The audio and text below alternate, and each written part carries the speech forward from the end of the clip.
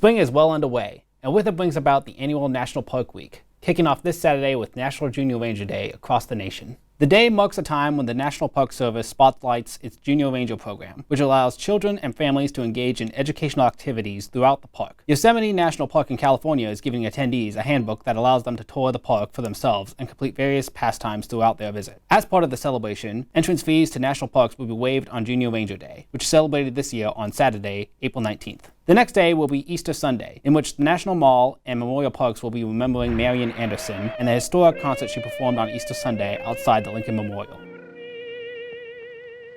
Anderson's concert was performed in 1939, which was conducted outside the memorial after she was denied access to perform in Constitution Hall. Ranger Bob Herendeen told the Washington Examiner that her performance was not only important in the civil rights movement, but also in inspiring Europeans who saw her performance covered by the news. The first newsreel cameras were there at the time.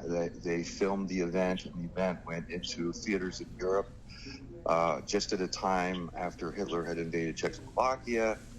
And so it was something that people in Europe who were very fearful of what was coming next, they saw in newsreels when they went into the theaters there, and it gave them hope. Sunday's program will document both who Anderson was and her concert, with Herendeen calling her one of the most important historical figures connected to the Lincoln Memorial. Later in the week on Thursday, the National Mall and Memorial Parks will be conducting the event called Revolutionary Heroes, which looks into the history of George Washington, Thomas Jefferson, and John Paul Jones, and how they became famous for their roles in the Revolutionary War. This event is being held just a few days after the Revolutionary War started 250 years ago on April 19th.